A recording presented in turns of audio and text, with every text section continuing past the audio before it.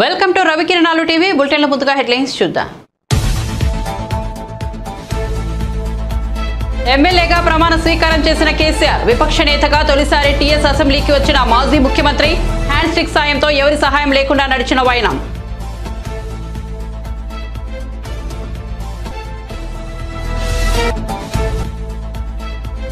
సార్వత్రిక ఎన్నికలకు ముందు చివరి బడ్జెట్ ను పార్లమెంట్లో ప్రవేశపెట్టిన మోదీ సర్కార్ బడ్జెట్ ను లోక్సభలో చదివి వినిపించిన కేంద్ర ఆర్థిక మంత్రి నిర్మలా సీతారామన్.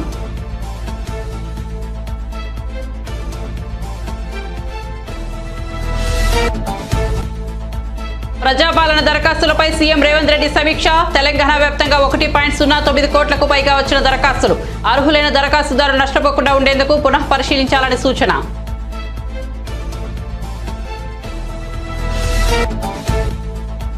చంద్రబాబు లోకేష్ పై మరోసారి విమర్శలు ఎక్కుపెట్టిన కేశినేని నాని. చంద్రబాబు ధనికుల పక్షపాతి, జగన్ పేదల పక్షపాతి అని వ్యాఖ్య. కేశినేని నానికి విశ్వాసం లేదు, సైకోలంతా ఒకచోటకు చేరారన్న కేశినేని చిన్ని. ఇక వార్త వివరాల్లోకి వెళ్తే బీఆర్ఎస్ అధినేత తెలంగాణ మాజీ ముఖ్యమంత్రి కేసీఆర్ ప్రమాణ స్వీకారం చేశారు. అసెంబ్లీకి చేరుకున్న ఆయనకు బీఆర్ఎస్ ముఖ్య నేతలు స్వాగతం పలికారు. కేసీఆర్ నేరుగా అసెంబ్లీ స్పీకర్ ఛాంబర్ కు చేరుకున్నారు. ఆయన చేత ఎమ్మెల్యేగా స్పీకర్ ప్రమాణ స్వీకారం చేయించారు. కేసీఆర్ అసెంబ్లీకి వచ్చిన సమయంలో పార్టీ ఎమ్మెల్యేలంతా అక్కడే ఉన్నారు. అయితే ఇటీవల సీఎం రేవంత్ రెడ్డిని కలిసిన ఎమ్మెల్యేలలో ఉన్న కొత్త ప్రభాకర్ రెడ్డి, ప్రకాష్ గౌడ్ మాత్రం అక్కడ కనిపించకపోవడం గమనార్హం. ఇంకోవైపు తుంటి ఎముక ఆపరేషన్ తర్వాత కేసీఆర్ చాలా వరకు కోలుకున్నట్లుగా కనిపిస్తోంది. హ్యాండ్ స్టిక్ ఆధారంగా ఎవరి సహాయం లేకుండానే ఆయన నడిచారు. చాలా యాక్టివ్ గా కనిపించారు. ముఖ్యమంత్రిగా గత 10 ఏళ్ల కాలంలో అసెంబ్లీ గేట్ నెంబర్ 1 గా రాకపోకలు సాగించిన కేసీఆర్ గేట్ నెంబర్ 2 ద్వారా అసెంబ్లీకి రావడం గమనార్హం. తెలంగాణ రాష్ట్రం ఏర్పడిన తర్వాత తొలిసారి విపక్ష నేతగా ఆయన అసెంబ్లీలోకి అడుగుపెట్టనున్నారు.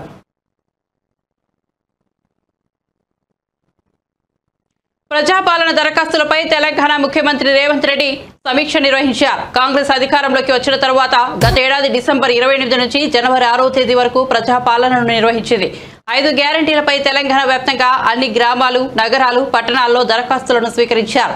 తెలంగాణ వ్యాప్తంగా 1.09 కోట్లకు పైగా దరఖాస్తులు వచ్చాయి. జనవరి 12వ తేదీ నాటికి ప్రజాపాలన దరఖాస్తులను డిజిటలైజేషన్ చేశారు. దరఖాస్తుల్లో 2.82 లక్షలను డూప్లికేట్ గా గుర్తించారు. మరికొన్ని దరఖాస్తుల్లో రేషన్ కార్డు, ఆధార్ కార్డు నెంబర్లు లేవు. దరఖాస్తుల్లో కొంతమంది నెంబర్లను తప్పుగా రాశారు. ఈ నేపథ్యంలో సీఎం రేవంత్ రెడ్డి దరఖాస్తులపై సమీక్ష నిర్వహించారు. ఇందులో కేబినెట్ కమిటీ, మంత్రులు, ఉన్నతాధికారులు పాల్గొన్నారు. అర్హులైన దరఖాస్తుదారులు నష్టపోకుండా ఉండేందుకు వాటిని పునః పరిశీలించాలని ముఖ్యమంత్రి రేవంత్ రెడ్డి అధికారులను ఆదేశించారు.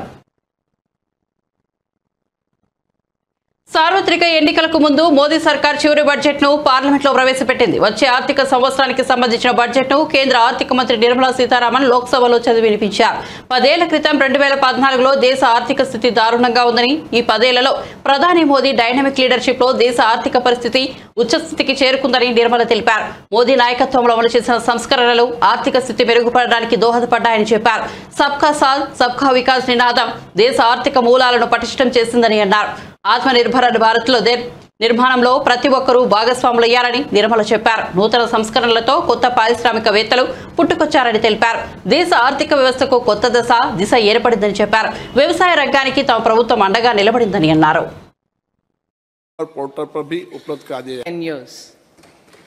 The people of India are looking ahead to the future with hope and optimism. With the blessings of the people, when our government, under the visionary and dynamic leadership of Honorable Prime Minister Shri Narendra Modi, assumed office in 2014, the country was facing enormous challenges. With Sabka Saath, Sabka Vikas as its mantra, the government overcame those challenges in right earnest. Structural reforms were undertaken. Pro-people programs were formulated and implemented promptly. Conditions were created for more opportunities for employment and entrepreneurship. The economy got a new vigor. The fruits of development started reaching the people at scale. The country got a new sense of purpose and hope. Naturally, the people blessed the government with a bigger mandate. In the second term, our government, under the leadership of Honorable Prime Minister, doubled down on its responsibilities to build a prosperous country with comprehensive development of all people and all regions. Our government strengthened its mantra to Sabka Saath, Sabka Vikas and Sabka Vishwas. Our development philosophy covered all elements of inclusivity, namely social inclusivity through coverage of all strata of the society, and geographical inclusivity through development of all regions of the country. With the whole of nation approach of Sabka Prayas, the country overcame the challenges of once in a century pandemic, took long strides towards Atmanirbhar Bharat, committed to Panch Pran, and laid solid foundations for the Amrit Kal. As a result, our young country has high aspirations, pride in its present, and hope and confidence for a bright future. We expect that our government, based on its stupendous work, will be blessed again by the people with a resounding mandate. Inclusive development and growth. Our humane and inclusive approach to development is a marked and deliberate departure from the earlier approach of provisioning up to village level. Development programs were thus provisioned. In the last 10 years, however, have targeted each and every household and individual through housing for all, Har Ghar Jal, electricity for all, cooking gas for all, bank accounts and financial services for all in record time. The worries about food have been eliminated through free ration for 80 crore people. Minimum support prices for the produce of Annadata are periodically increased appropriately. These and the provision of basic necessities have enhanced real income in the rural areas. Their economic needs could be addressed thus per ఏపీలో ప్రజాకంటక పాలన సాగుతోందని BJP అధ్యక్షురాలు దగ్గుపాటి పురంధేశ్వరి అన్నారు. గురువారం నాడు భీమవరంలో పర్యటించారు. ఈ సందర్భంగా పురంధేశ్వరి మాట్లాడుతూ ఏపీ బీజేపీ చరిత్రలో నేడు అద్భుత ఘట్టం ఆవిష్కృతమైందని చెప్పారు. రాష్ట్ర వ్యాప్తంగా ఒకేసారి 24 పార్లమెంట్ ఎన్నికల కేంద్రాలను ప్రారంభించినట్టు తెలిపారు. రాజకీయ పార్టీలకు కార్యాలయాలు గుండెకాయలైతే కార్యకర్తల గుండె చెప్పుల్లాంటి వారని అన్నారు. బీజేపీ కార్యకర్తలను గౌరవిస్తోందని, అందుకే ఛాయ్ అమ్ముకునే వ్యక్తి పీఎం అయ్యారన్నారు. బీజేపీ కుటుంబ పార్టీ కాదని, ఏ పార్టీలోనూ కార్యకర్తలకు గుర్తింపు గౌరవం ఉండదని తెలిపారు. అనుభవించినటువంటి భారతీయులందరూ కూడా వారు అర్థం చేసుకునేటువంటి విషయం, సమాజంలోని ప్రతి వర్గానికి కూడా న్యాయం చేయాలి అనేటువంటి భావన, సర్వస్పర్శి అంటే సమాజంలో ఉన్న ప్రతి ఒక్కరికి కూడా సంక్షేమాన్ని అందిస్తూ భారతదేశ సర్వతోముఖాభివృద్ధిని సాధించాలి అనేటువంటి సంకల్పంతో గడిచిన 10 సంవత్సరాల కాలంగా ఎటువంటి పాలన, అవినీతి రహిత పాలన కావచ్చు, అదేవిధంగా వారసత్వ నాయకత్వం లేనటువంటి పాలన కావచ్చు, దేశానికి అందించినటువంటి సందర్భంలో భారతీయులందరూ కూడా ఈసారి కూడా ముందుకు వచ్చి భారతీయ జనతా పార్టీని ఆశీర్వదించడానికి సన్నద్ధంగా ఉన్నారు అని చెప్పి అనేక సర్వేల మాధ్యమంగా మనకి తెలియవస్తున్నటువంటి విషయం. 2014లో 282 సీట్లు గెలుచుకున్నట్లయితే 2019 సంవత్సరానికి వచ్చేటప్పటికి 303 సీట్లు గెలుచుకుంటే ఇవాళ 2024లో జరగబోయేటువంటి సార్వత్రిక ఎన్నికల్లో భారతీయ జనతా పార్టీ దగ్గర 350 సీట్లు గెలుచుకుంటుందని చెప్పి ప్రతి ఒక్కరూ కూడా విశ్వసిస్తున్నటువంటి విషయం. ఎందుకంటే ఇది భారతీయ జనతా పార్టీని ప్రజలందరూ కూడా ఆశీర్వదించడానికి ఇందాక అన్నట్లుగా ఒక సుస్థిరమైనటువంటి పాలనని, సమర్థవంతమైనటువంటి పాలనని, అవినీతి రహిత పాలనని, అన్ని వర్గాలకి కూడా న్యాయం చేసేటువంటి పాలనని ఇవాళ భారతీయులు చూసినటువంటి సందర్భంలో ప్రతి ఒక్కరూ కూడా ముందుకు వచ్చి భారతీయ జనతా పార్టీని ఆశీర్వదించడానికి సన్నద్ధంగా ఉన్నారు. అదేవిధంగా రాష్ట్ర ప్రజలకు కూడా చేస్తున్నటువంటి అభ్యర్థన మీ ద్వారా 10 సంవత్సరాల కాలంగా ప్రజలందరూ కూడా ఆంధ్ర రాష్ట్రంలో ఉన్నటువంటి పార్టీల పరిపాలనని చూశారు ప్రజలు. కానీ మనం ఇవాళ వెనుతిరిగి చూసుకున్నట్లయితే తలలేని మొండంలాగా రాజధాని లేనటువంటి రాష్ట్రంగా ఇవాళ ఆంధ్ర రాష్ట్రం మిగిలిపోయింది అనేటువంటి విషయం ప్రతి ఆంధ్రుడు కూడా చాలా బాధతో నెమరు వేసుకునేటువంటి విషయం. అదేవిధంగా ఇవాళ ఎటువంటి అభివృద్ధికి తావు లేకుండా పరిశ్రమలు రావడం లేదు, మన బిడ్డలకు ఉపాధి అవకాశాలు లేవు. మరి ఇవాళ సమాజాన్ని విభజించి విడదీసి ప్రభుత్వం తీసుకున్నటువంటి నిర్ణయం ఇప్పటి వరకు ఉచితంగా ఇవ్వడం ఒకే. ప్రతి గ్రామానికి వెళ్ళి అక్కడ 24 గంటల పాటు ఆ గ్రామంలో ఉండి ఆ గ్రామంలో ఉన్నటువంటి స్థితిగతుల్ని అర్థం చేసుకోవడం మాత్రమే కాకుండా కేంద్ర ప్రభుత్వం ప్రవేశపెట్టినటువంటి పథకాలు ప్రతి ఇంటికి వెళ్ళి ప్రచారం చేసే దిశగా ఈ కార్యక్రమాన్ని చేపట్టడం జరిగింది. ఇది ఫిబ్రవరి 9, 10, 11 వరకు ఈ కార్యక్రమాన్ని చేపడతాం. అదేవిధంగా ఇంతకుముందు ప్రజాపోరు కార్యక్రమం చేయడం జరిగింది. దానినే మళ్ళీ తిరిగి ఫిబ్రవరి 20వ తారీఖు నుండి 29వ తారీఖు వరకు మళ్ళీ తిరిగి ప్రజాపోరు యాత్ర భారతీయ జనతా పార్టీ చేపట్టి మరి నాయకులందరూ కూడా ప్రజల వద్దకు వెళ్ళి కేంద్ర ప్రభుత్వం ఆంధ్ర రాష్ట్రానికి అందించినటువంటి సహకారం ఏదైతే ఉందో వాటన్నిటి గురించి కూడా ప్రజలకు విశ్లేషించి చెప్పేటువంటి ఒక చక్కటి బృహత్తరమైనటువంటి కార్యక్రమానికి శ్రీకారం మరి భారతీయ జనతా పార్టీ తిరిగి ఈ కార్యక్రమాన్ని చేపట్టడం జరుగుతుంది. కనుక 175 అసెంబ్లీ నియోజకవర్గాలు ఏవైతే ఉన్నాయో వాటన్నింటిలో కూడా ఇవాళ ఎన్నికల కోసం మా యొక్క ప్రిపరేషన్ ఏదైతే ఉందో అది ఇవాల్టితోటి ప్రారంభమైందని చెప్పి మీ అందరికీ కూడా నేను తెలియజేసుకుంటున్నటువంటి విషయం. పొత్తులు అంటారా, పొత్తులు అనేది కేంద్ర నాయకత్వం, మా కేంద్ర నాయకత్వం నిర్ణయిస్తుంది. శ్రీశైలం శ్రీ బ్రహ్మరాంబిక మల్లికార్జున స్వామిని టీడీపీ జాతీయ ప్రధాన కార్యదర్శి నారా లోకేష్ బ్రాహ్మణి గురువారం దర్శించుకున్నారు. శ్రీశైలం ఆలయం రాజగోపురం వద్ద లోకేష్ బ్రాహ్మణులకు అర్చకులు ఏఈఓ హరిదాస్ అధికారులు స్వాగతం పలికారు. లోకేష్ దంపతులు ధ్వజస్తంభానికి నమస్కరించి బ్రహ్మరాంబ అమ్మవారిని దర్శించుకున్నారు. మల్లికార్జున స్వామికి రుద్రాభిషేకం, అమ్మవారికి కుంకుమార్చన, ప్రత్యేక పూజలు నిర్వహించారు. లోకేష్ దంపతులు వేద పండితుల వేద ఆశీర్వాదం తీసుకున్నారు. ఆలయ అధికారులు లోకేష్ దంపతులకు అమ్మవారి ప్రసాదంతో పాటు అమ్మవారి చిత్రపటాన్ని అందజేశారు.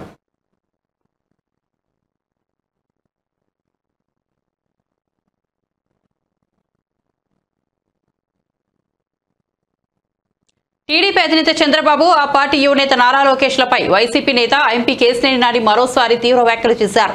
డ్వాక్రా రుణాలు, రైతు రుణమాఫీ చేస్తారని మోసం చేసిన వ్యక్తి చంద్రబాబు అని విమర్శించారు. ధనికుల పక్షపాతి అయిన చంద్రబాబు పనికిమాలిన వ్యక్తి అని అన్నారు. ప్రజలకు ఏమీ చేయని చంద్రబాబు తన కొడుకు లోకేష్ ని మంత్రిని చేశారని దుయ్యబట్టారు. లోకేష్ కు ఏమీ తెలియదని ఎద్దేవా చేశారు. మీడియాను మేనేజ్ చేస్తూ వైసీపీ ప్రభుత్వంపై చంద్రబాబు నెగిటివ్ ప్రచారం చేస్తున్నారని మండిపడ్డారు. చెప్పేది ఒకటి, చేసేది ఒకటి. నేను ఇప్పుడు ఈ మధ్యకాలంలో ఒక 25 రోజుల నుంచి 25 రోజుల నుంచి కూడా స్టేట్ గవర్నమెంట్ ప్రోగ్రామ్స్ కూడా మొత్తం కూడా అలాగే ఉండడం చెప్తాను చూస్తున్నా అలాగా. అంతకుముందు నేను ఢిల్లీలో కేంద్రంలో కావాల్సినటువంటి విజయవాడ కావాల్సిన చూశాను. ఇప్పుడు అపోజిషన్లో ఉన్నాను కాబట్టి గవర్నమెంట్ కార్యక్రమాలు కూడా చాలా వరకు అటెండ్ అవ్వాలి. పార్టీ అప్పుడు పార్టీ ఆదేశాలు కానీ ఇప్పుడు చూస్తుంటే 2,60,000 కోట్ల రూపాయలు మీ అకౌంట్లో వేసినటువంటి వ్యక్తి ఈ భారతదేశంలో ప్రపంచంలో కూడా అవ్వలేదు. ప్రపంచంలో నేను ఎంపీగా 10 సంవత్సరాలు చేసిన ఎంపీగా అంతకుముందు వ్యాపారవేత్తగా నేను భారతదేశంలో ఉన్న అన్ని రాష్ట్రాలు తిరిగాను.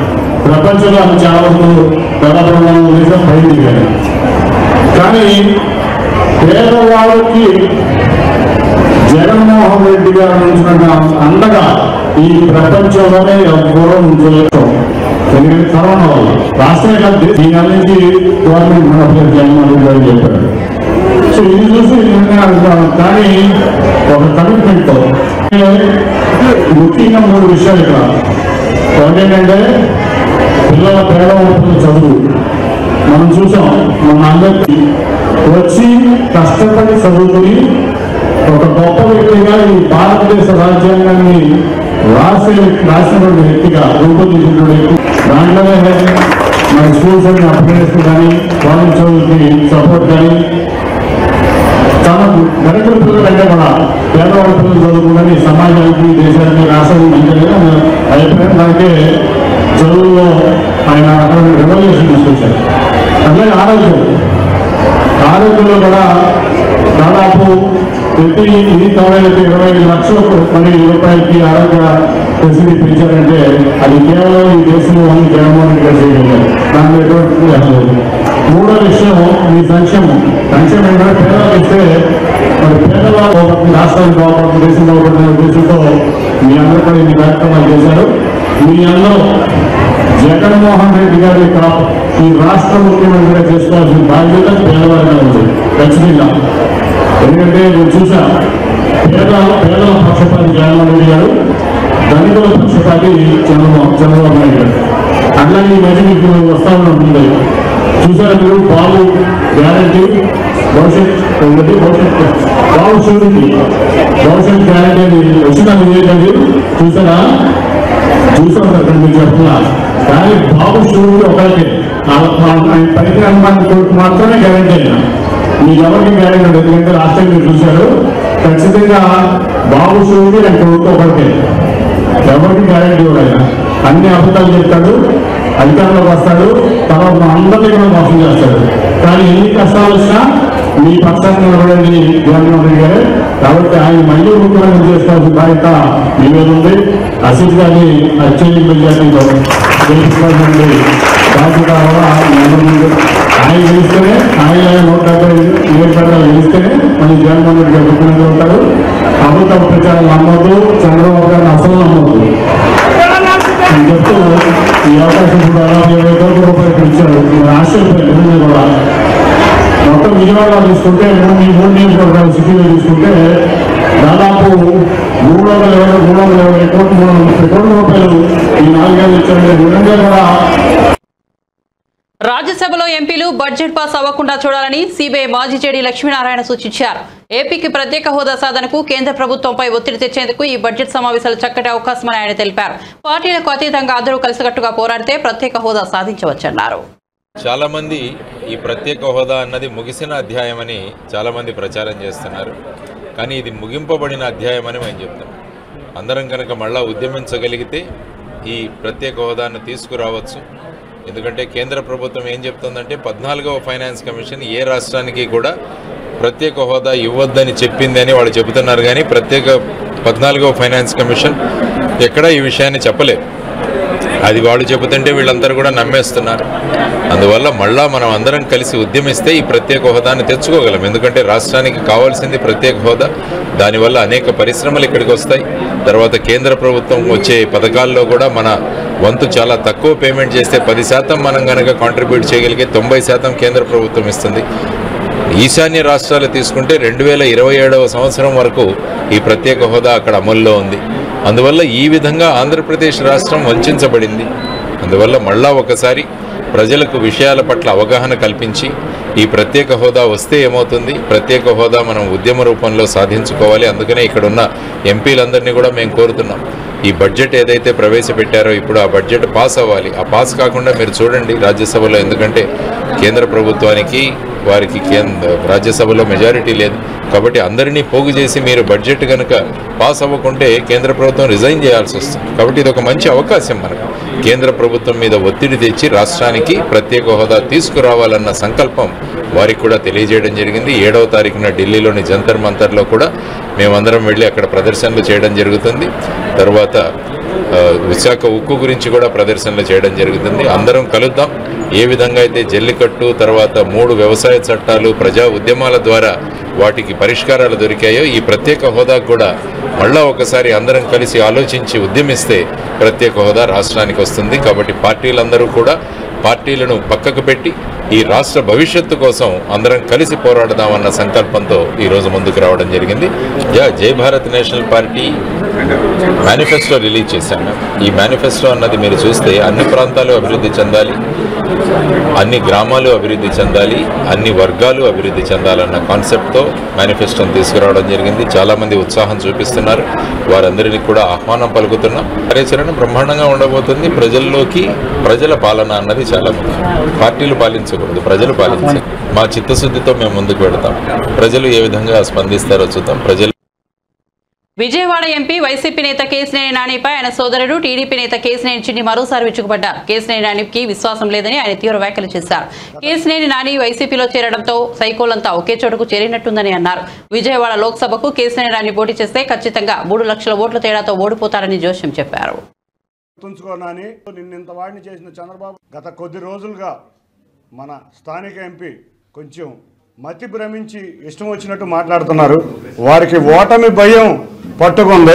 నిజంగా గుర్తుంచుకోనని నిన్నింత వాడిని చేసిన చంద్రబాబు నాయుడు గారి మీద విశ్వాసం లేకుండా ఉన్నావు. సైకోలన్నీ ఒక సైకో పార్టీ చెంతకు చేరిని. కాబట్టి మీరందరూ ఏమి చేసినా రాష్ట్ర ప్రజలు వాళ్ళ చంద్రబాబు నాయుడు గారిని ముఖ్యమంత్రిని చెయ్యాలని ఎంతో ఆతృతతో ఎదురు చూస్తున్నారు. అంతేకాకుండా ఆశ్చర్యకరమైన రీతిలో పులివెందుల్లో కూడా జగన్ ఓడిపోబోతున్నారు. నువ్వు గుర్తుంచుకో, నువ్వు 3 లక్షలతో ఓడిపోతున్నావు. అందరికన్నా నీకే ముందు తెలుసు. నువ్వు అనుకున్నది నీ ద్వారా మళ్ళీ నువ్వు ఎదురుగా ఇది చేయటం నీకు అలవాటు. పోయినసారి పీఆర్పీలో కూడా చేశావు. ప్రజలు మా తెలుగుదేశం పక్షాన ఉన్నారు, ఘన విజయం సాధించబోతున్నారు. 7 నియోజకవర్గాల్లో ఇవాళ ప్రజలు తెలుగుదేశాన్ని జనసేన అభ్యర్థుల్ని ఎన్టీఆర్ జిల్లాలో గెలిపించబోతున్నారు. నీకు ప్రజాకోటలో తప్పక శాస్తి జరుగుతుంది. ఇక జీవితంలో ప్రజా జీవితంలో నువ్వు మిగలవని గట్టిగా హెచ్చరిస్తున్నాను. Thank you. అతను అవినాష్ అనుచరుడు. మొన్నే చెప్పా, తెలుసు. మా నాయకులందరూ ఇతని మీద ఇష్టం లేకపోయినా కూడా మా గౌరవ ఎంపీగా గౌరవించారు. అక్కడికి వెళ్ళినాక అవినాష్ వెనకమాల లేకపోతే ఇన్ఛార్జ్ ఎవరుంటే వాళ్ళ వెనకమాల తిరగడం తప్పితే ఇతనికి అసలు ఏమీ లేదు. ఇతనికి టికెట్ కూడా ఇస్తారని మాకైతే నమ్మకం లేదు.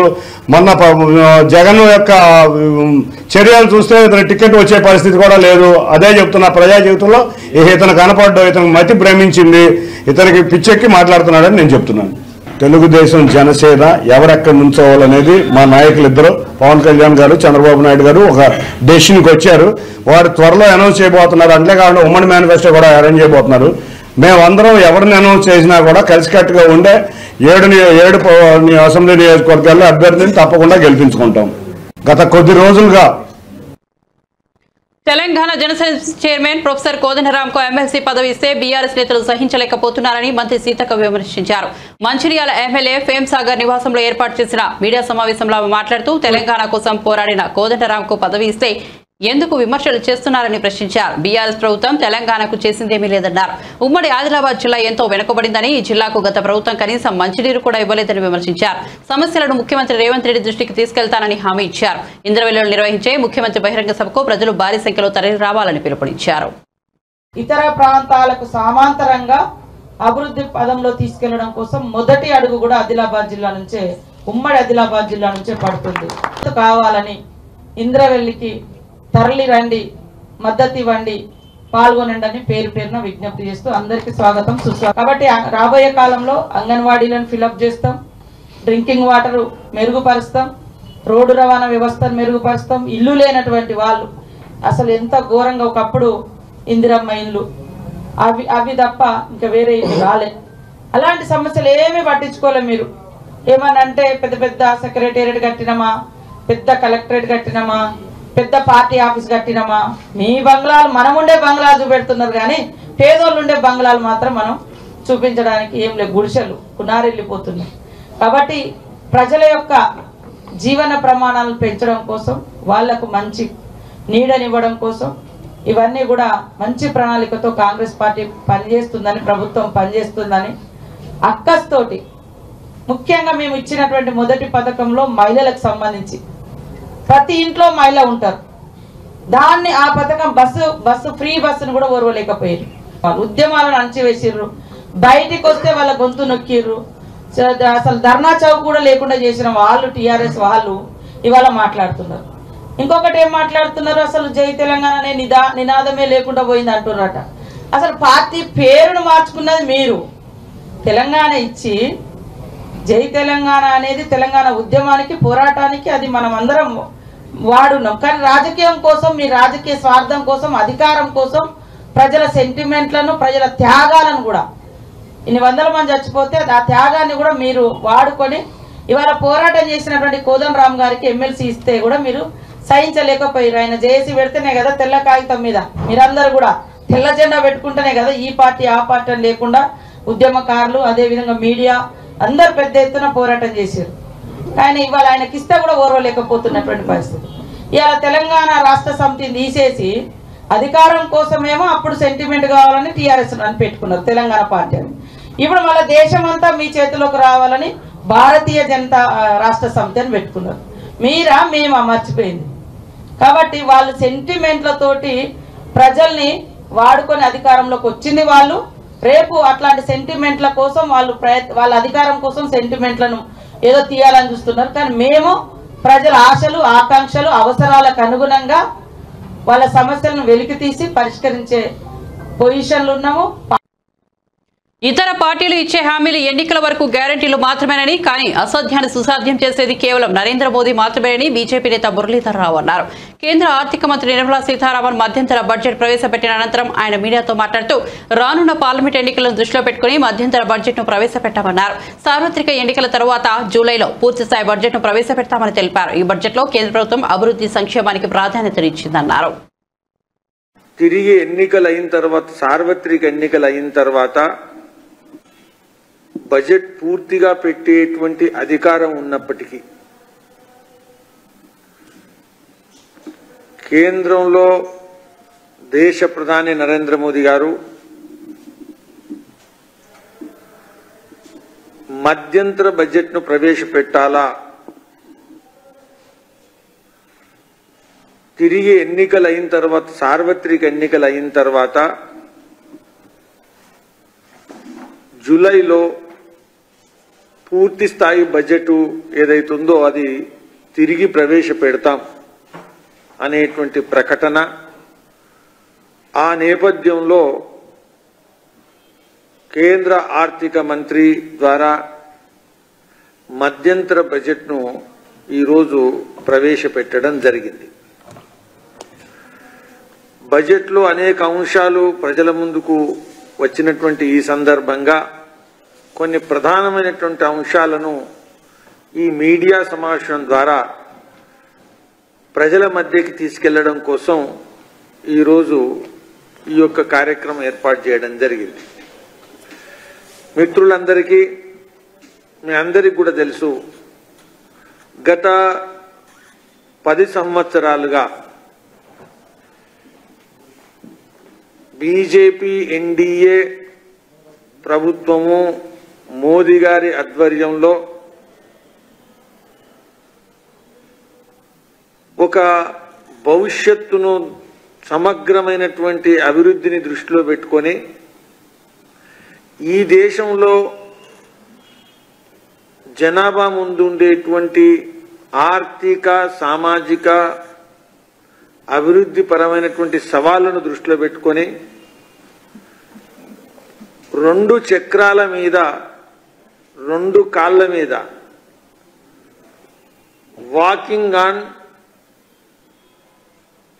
2 feet అంటే 2 కాళ్ళ మీద నడిచేటువంటి ఆర్థిక విధానం. బులెటిన్ ముగించే ముందు హెడ్లైన్స్ మరోసారి చూద్దాం. ఎమ్మెల్యేగా ప్రమాణ స్వీకారం చేసిన కేసీఆర్, విపక్ష నేతగా తొలిసారి టీఎస్ అసెంబ్లీకి వచ్చిన మాజీ ముఖ్యమంత్రి, హ్యాండ్ స్టిక్ సాయంతో ఎవరి సహాయం లేకుండా నడిచిన వైనం.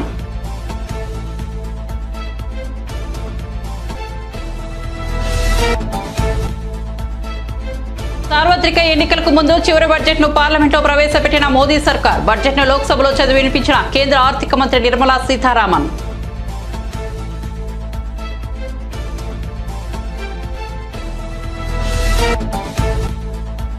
ప్రజాపాలన దరఖాస్తులపై సీఎం రేవంత్ రెడ్డి సమీక్ష. తెలంగాణ వ్యాప్తంగా 1.09 కోట్లకు పైగా వచ్చిన దరఖాస్తులు. అర్హులైన దరఖాస్తుదారులు నష్టపోకుండా ఉండేందుకు పునః పరిశీలించాలని సూచన.